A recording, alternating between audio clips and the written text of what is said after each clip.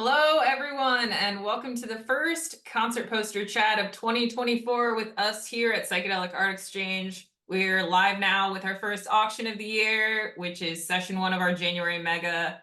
That's going to be closing on Thursday, January 11th at 9 p.m. Eastern time. It's a pretty stacked auction, so let's check out some of these posters. Welcome. So today we have a subject near and dear to my heart. As some of you may know, Psychedelic Art Exchange is located in Baltimore, Maryland.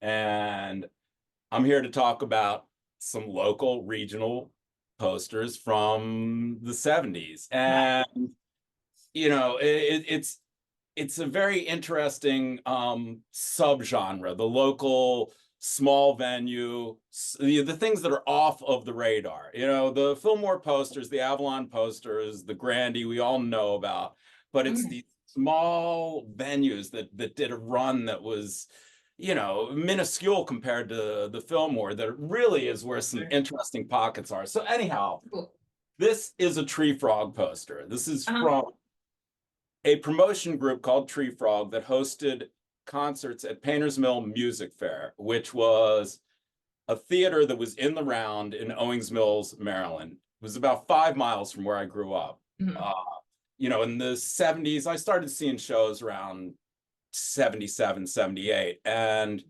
when I attended Painters Mill, I saw, so much great stuff. It's hard to even to remember them all. Garcia Band, Dylan, the Allman Brothers, XTC, which was amazing. Cool. This band called UK that was Eddie Jobson and John Wetton and Bill Bruford that was out of control. Al Di Meola, McLaughlin. It was a wonderful place. But anyway, so this was the beginnings of having rock shows at Painters Mill. They had theater, they had, it was a very mixed bill, but they had a lot of rock and roll, especially near the end of the 70s. But this is where it started with Tree Frog Productions, and this was a New Year's show, 1971. And it really is kind of a great bill. It was, James Cotton Blues Band, C-Train, which was Peter Rowan's, original band, great band. One of the best versions of Willin' that you've ever heard. If you haven't heard it, check it out. And Grin, local guy, Nils Lofgren.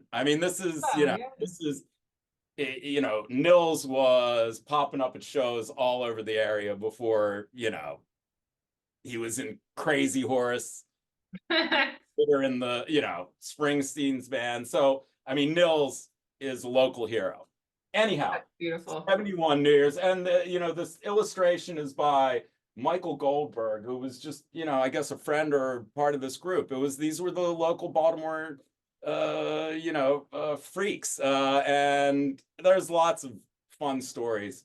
And there, again, the shows that came through Painters Mill are historic, including Duane Allman's final performance, which there is a handbill for. If anybody has it, get it into this auction. I'll talk it up. Yeah. Anyhow, cool. So that's your New Year's Tree Frog. All right. Then we have another Tree Frog in the auction, which is Johnny Winter, albino bluesman extraordinaire, who I saw there many years later. But he was a brilliant blues player. So this is, and it's Pirates.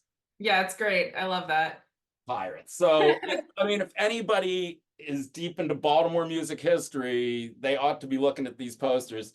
I'll do a deeper dive on the Tree Frog. I've tried to gather a collection over the years.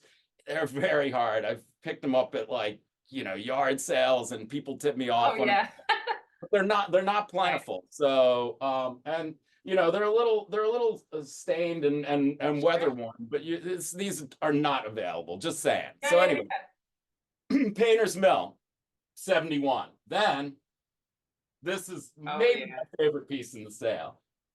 77, Bonnie Raitt.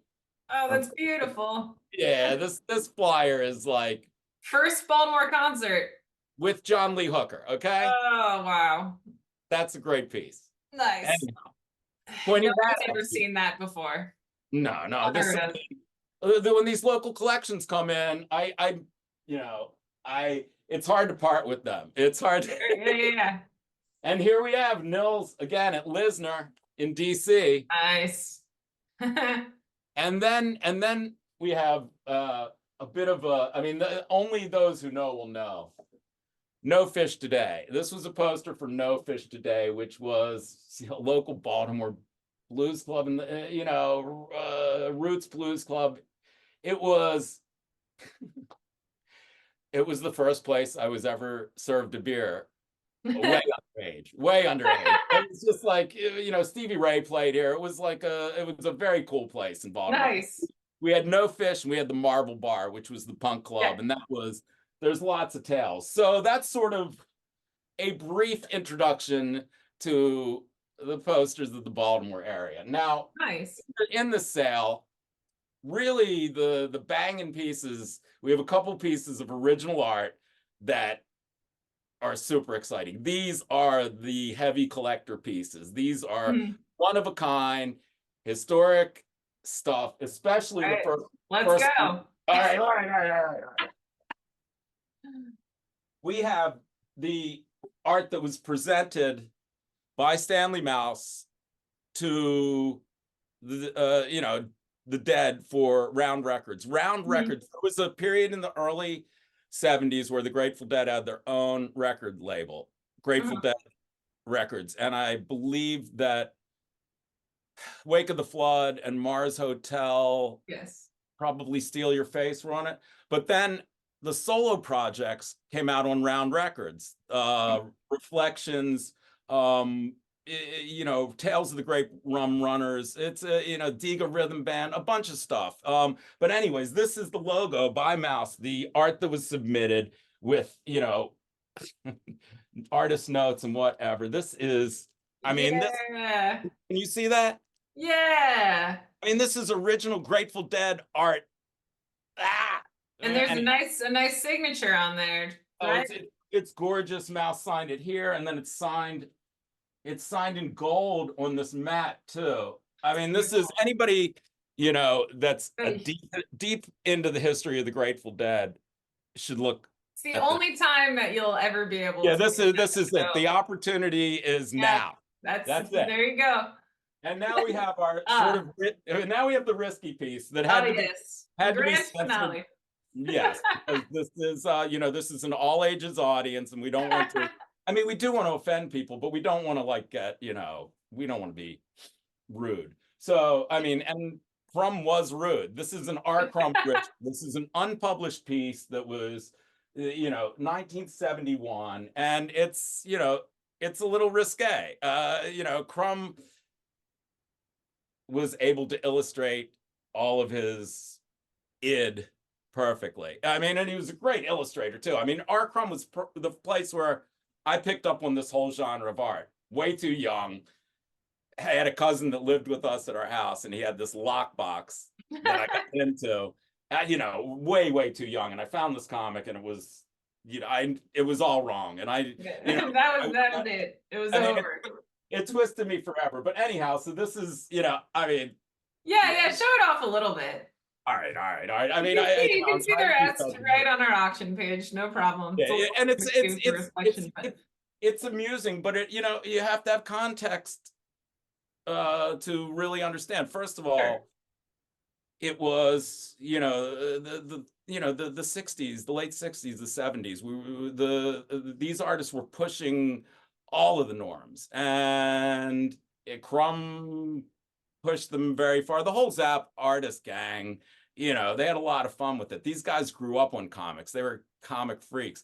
But Crumb, I mean, he's really the most, successful, well-known of all the underground comic artists. His work has sold for, the Fritz cover, I think, sold for $750,000. And, it's a few years back.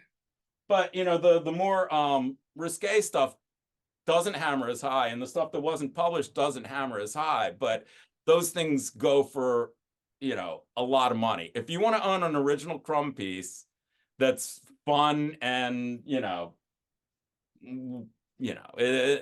fun Fun for and other things. it's Crumb. I mean, we'll do a deeper dive on Crumb at a Sure. later date, and underground art because it's a great passion of mine and it connects deeply with the poster thing. But anyhow, that's how we're kicking off the year. There's lots of other stuff, more than we can Yeah. cover here. But But these are all, again, these are all available for bidding in session 1 of the January mega auction, which is closing on Thursday, January 11th, 9 o'clock p.m. Eastern time. Thank you so much for tuning into the video. The links to our auction are in the description.